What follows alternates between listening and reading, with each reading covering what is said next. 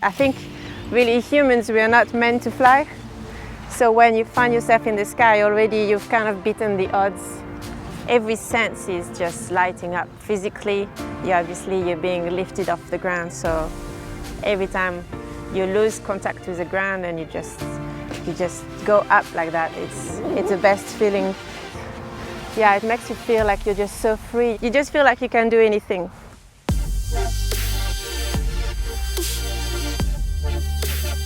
I think as a sport it's very rewarding because when you look at it from a distance it looks impossible, and then when you actually get into it you realize that you can do this, and so it gives you that feeling of like, oh, I can really do much more than I imagined. It is very impressive when you look at it from the outside, but the technicality of it is actually pretty simple, and physically you don't need any strength to do it, and then it's all about just dexterity and being gentle. It's actually a strange thing actually that there is only 9% of female pilots because there is no demand for physical strength. There is no particular aspect of the sport that males would be better at than females. So it's a big question mark as to what limits females, but I definitely don't think it's a physical thing that limits females from entering the sport. So actually when I started flying, that was 15 years ago, it was very male-dominated sport as well, but I didn't really feel that it restricted me. I was doing other sports that were male-dominated at the time, so I was kind of used to push through.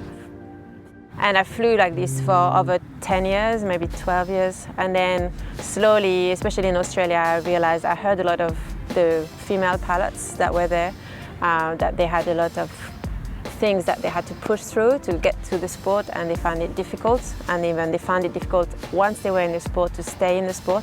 And then I realized that it was really selfish of me to just fly and enjoy the sport without sharing it with other people.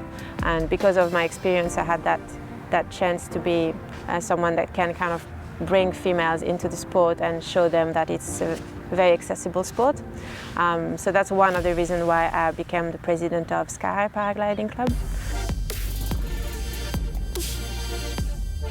So we had this idea of bringing all these females who had never experienced paragliding and didn't know anything about the sport, and a bunch of awesome volunteers, so professional pilots, to take them in the air in tandems. And that was called Let Us Get You in the Air event in Portsea.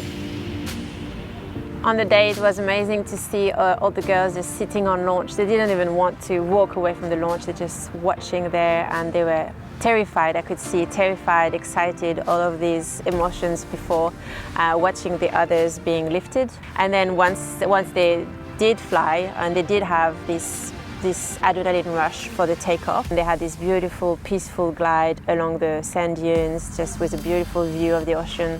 And when they were coming back, they had a whole different feeling to them. They had the excitement as well of the flight, but they had just this, when you've discovered something that you didn't imagine before and you didn't expect, they had really that kind of emotion to them. And I guess a couple of them have actually joined the sport thanks to this experience. My name is Alina. I'm originally from the Netherlands, but have been in Australia for about 2 years. I was a really outdoorsy person to start with. I really enjoyed hiking.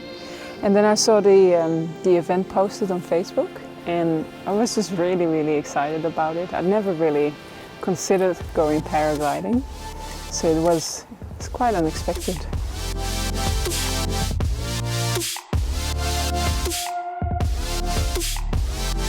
So at the tandem event I had to wait for quite a while, but I think even when I saw the first girls go up, I was like, yeah, this is what I want to do. With all these girls gathered on launch, and it was just such a lovely environment to be in. Everybody was very excited for each other and cheered each other on as they went in the air. It's just a great feeling, and all the pilots that were flying us were just so nice and helpful. They gave a lot of information. I loved it.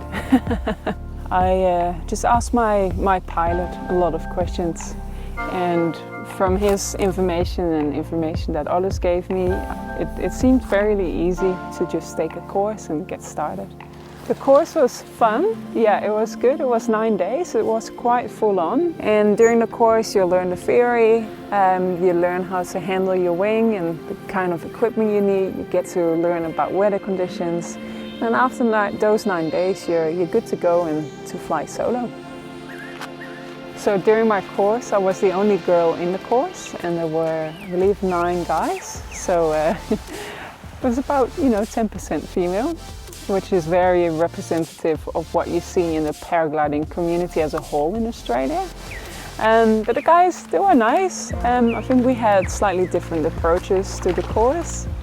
They weren't afraid to take many big jumps, whereas my progression during the course and still was many small steps.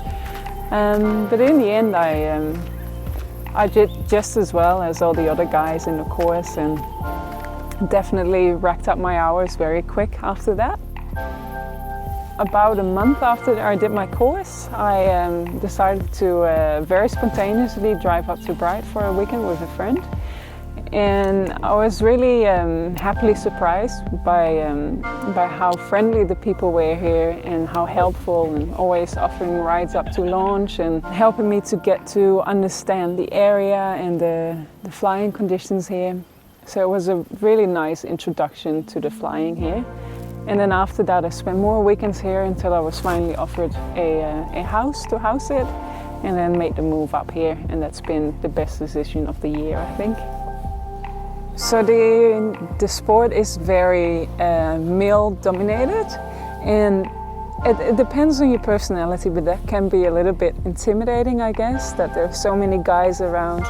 But they're eager to help you, and in general, just everybody is really nice. And the more women we get in, the less future female pilots will be feeling a little bit intimidated by the high male presence, because females are, in general, very good pilots, and we should definitely be getting up in the air.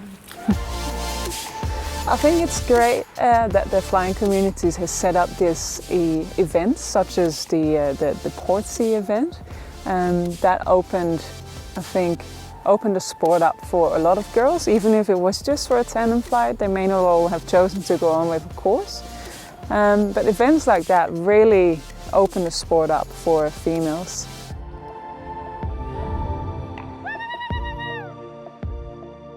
I think another thing we can take from that weekend as well is that although it's a very male-dominated sport, actually the males that are present in the sport are super supportive of females and more willing to have more females come.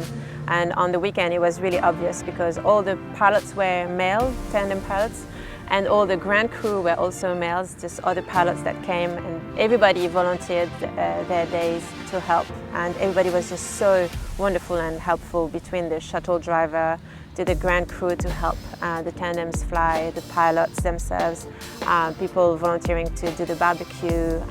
Everybody just came together for the one purpose of having more females join the sport. So I think that's a very good thing that we can take from that event as well. If you ever thought about flying and maybe thought, oh, one day I will do this, or one day I might try, I think you're really ready. You will never be ready before you actually start. And then once you start, you will realize that A, it's a lot easier than you think, physically and mentally as well, and B, there's so much more that you can take from the sport than you can imagine.